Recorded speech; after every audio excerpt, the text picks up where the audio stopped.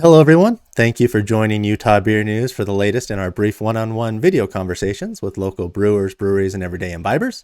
I'm Tim Herron, the founder of Utah Beer News, and my guest for this episode is Mark Medora, owner of Level Crossing Brewing. Welcome, Mark. Hi, Tim. Thank you very much for having me. Pleasure to be here. Oh, yeah, you bet. Thanks for taking the time to talk with Utah Beer News. Before we get started, real quick, if others in the beer industry, I know this is kind of a new thing for us, so if others in the beer industry are interested in participating in an upcoming episode, please feel free to send me an email, tim@utahbeernews.com. And today, I'm talking with Mark because Level Crossing Brewing is celebrating its 2-year anniversary. Yay. Congratulations, Mark. Thank you very much. Yeah, it's been And how does it 2 years. feel? It feels unbelievable. Just despite the last year, as all of us have experienced, we're just so excited, so proud to be here, part of the community. And I made a comment this morning. Who would have thought 2 years? And I said, well, I did because I want to be here for 25 years. Yeah, So yeah, exactly. we're here. We're rocking and rolling. So. Yeah, well, that's great. Yeah, I visited with you guys in early 2019, provide an early look at the brewery before you guys open to the public. And if you want to go to utahbeernews.com, you can check out our article with Mark and the gang and a podcast episode before they even opened up. So 2 years later, here we are again. I know you have some cool things planned for today, but I wanted to take a step back real quick and just because I think Level Crossing and you have an interesting perspective on things. I mean, your first year, you were open almost exactly a year before the pandemic hit. And then now it's been one more year that you've been in full pandemic mode for the most part. I mean, you've done a lot in that time, though. You've won a GABF medal just a few months after you guys opened. Um, it's been pretty cool to see kind of what these first 2 years have been like for Level Crossing. As you start year three, though, we're getting close to having pre-COVID beer drinking experiences again, I think. Maybe you can just talk to me a little bit about these first 2 years, the whirlwind that it's probably been, and kind of what you're looking forward to, like you said, for the next 25 years. Yeah, absolutely. I mean, the first year is always the challenge as far as just getting open, um, and you're always worried as an owner. Geez, is anybody going to like us? Is anybody going to like the brand, the beer? Our opening day, I'm like, what if people don't show up? I was here about 5:30, and you have those kind of thoughts that go through your head. Of course, that's never the case for all the breweries that have opened here in Utah. So, the first year is just startup. You're just in a startup mode. You're just jack of all trades. You're dumpster diving, whatever you need to do. And we opened up March 30th, 2019. Like you said, just around middle of March 2020 is when the shutdown kind of happened here in Utah. So we were presented pretty quickly with two of the biggest challenges, hopefully, that we'll experience. One, just getting open, and not just getting open, but getting open and doing it well. Versus in the pandemic in our second year. So we've, my beard has grayed 25 years worth in 2 years. But Yeah. it's been a very interesting year. I'm very proud, of all the breweries, including us, as far as we've made it, as far as we know. We're going into April of 2021. I think you can agree. I feel we're on the backside of this pandemic. We still have some months to go. Yeah. But I have just unbelievable that we're all still here. We're all still thriving, and I drive by a lot of other places, and there's a lot of people on their patios and things like that. So it's just wonderful to see that the community, the distilleries, the breweries, the wineries, all of us, and the support from everybody in the community has just been overwhelming. Yeah, no, you're right. It's been great to see just the community rally of this last year, especially to kind of, give you guys a boost and give other breweries a boost in this difficult time. But today is, I think, a happy occasion. Here we are, March 30th, 2021, and you're celebrating, like I said, your 2 year anniversary with a beer release, re-release of one of your beers that was super popular last year. Well, let's talk about that a little bit. What do you have hitting the public today? Yeah, so today we're re-releasing our Space Oddity Hazy Double IPA. It's an ale brewed with orange blossom honey. Uh-huh. So, a little bit lower turbidity as far as hazies are concerned, but it's my personal favorite beer.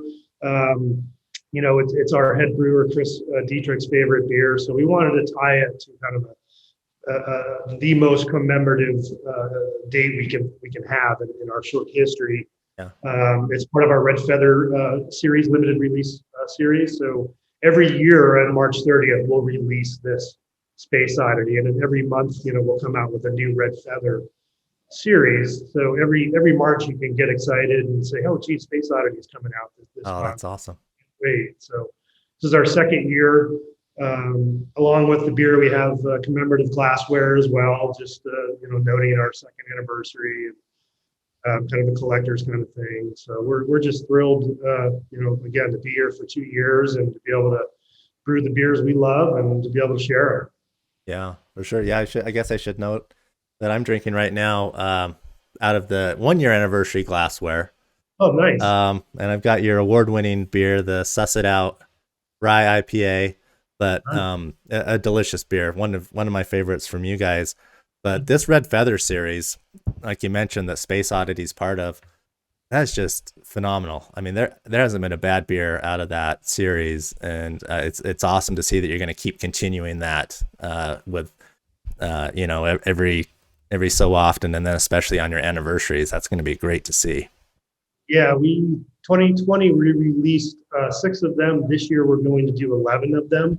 So we'll re-release the 6 we've previously done, and then we'll add 5 more this year. The Eternal Pursuit, the Belgian Strong, that we released in February was a new one. We have a new one coming out in May. So eventually we'll have one a month every year for forever. Oh. We love it. It's something different, something new. Chris, our head brewer, is always kind of trying to do some unique things that may not be as popular in the Utah market as far as beer styles. So we want to try to introduce people to new styles. Just expand the education kind of platform. Right. Yeah, I mean, you've created some delicious beers, and let's talk about the just the space, the tap room for a minute, because I think that's, if people haven't been down to visit Level Crossing in a while, you still guys are cranking out the good beers, good food. You've got a nice space, socially distanced. You've created a patio for these warmer temperatures coming up. It's just going to be a great place, I think, to spend some summer evenings or summer days or whatever.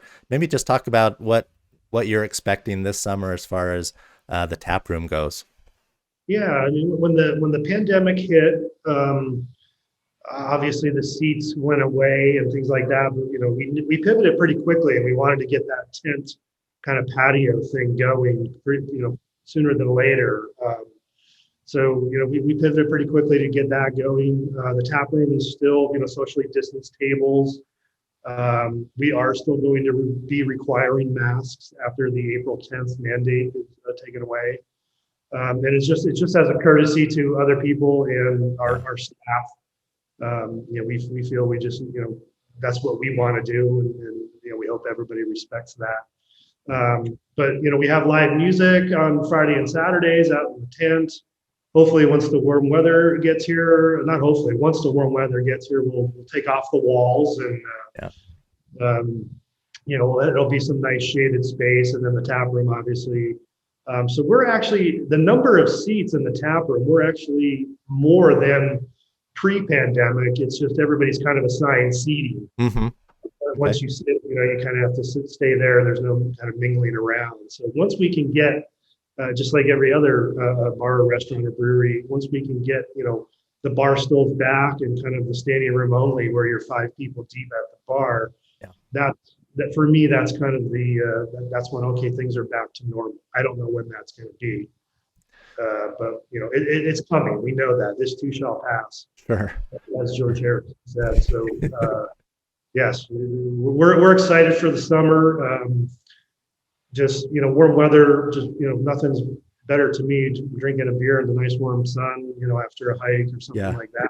So obviously, you mentioned we have food. We have wood-fired pizzas and sandwiches, things like that. So Hmm. we're going to expand our food menu probably by June, just to get back to our normal menu Okay. that we had pre-pandemic. And the beers, we have a 25-gallon pilot system that we're just having fun on. We use it for R&D. But we've got a lot of the staff members involved, and whatever you want to brew, let's brew it. Chris will Yeah. give you the guidelines, and so we've had a lot of staff interaction as far as brewing some cool beers that we normally wouldn't do on the bigger scale. Oh, that's great. Yeah, that's the fun part of craft beer, isn't it? Try Yeah, different things and see what sticks and what people uh, are drawn to. So that's cool. yeah, Cool, Mark. Yeah. So again, just to reiterate, today, the anniversary day, you've got the Space Oddity re-releasing to go, and you can drink it there too, right? You've got that license where you can drink it on site. absolutely. Yeah. Yeah, you get it here, enjoy it, or take it home, and there's no limits on how much to purchase or anything like that. Yeah. Very cool. Very cool. And like you said, commemorative glassware. I'll have to come down and get the next one in my series. Um, to I'll go make with sure. my 1 year anniversary glass. And cool. So thank you. Yeah, Mark, I appreciate you joining me. The Utah Beer News virtual tap room. It wasn't too painful, was it? No, that was fun. Yeah, let's keep going. Yeah, yeah. So no, I'm excited. We're gonna sit down later in April and do a full podcast with Level Crossing. So I'm excited for that to kind of get the full scoop. But these quick 15-minute, kind of telling people what's going on right away at a certain brewery, it's been kind of fun. I've been enjoying doing that. So thank you again, Mark. I'm gonna do just a quick wrap up here, but I'll be right back. So don't go anywhere. Uh, Before we end this episode, I wanted to remind everyone that the Utah Beer News sends out a monthly e-newsletter jam-packed with news and notes from around the Utah craft beer scene. It's currently delivered to hundreds of subscribers on the first Thursday of each month, which is this Thursday coming up, April 1st. So if you're keeping score at home, please subscribe and sign up for the next one. I'd really appreciate it. And if you prefer to listen to your beer news, as I mentioned, I'm going to be doing a podcast episode with Level Crossing here in the near future. But we've got nearly 50 episodes now of our podcast with brewers, breweries, everyday imbibers. These are more in-depth interviews with people who make the craft beer community what it is today. So check that out, please, as well. And again, thank you, as always, for watching, listening, and reading. If you know of a story that should be told on utahbeernews.com, please fill out the contact form at utahbeernews.com/contact or email me directly at tim@utahbeernews.com. And one more time, thank you again, Mark, for taking the time to chat with Utah Beer News, and congratulations on your 2-year anniversary. Well, thank you again. It's been a pleasure to be here. I really appreciate all your support.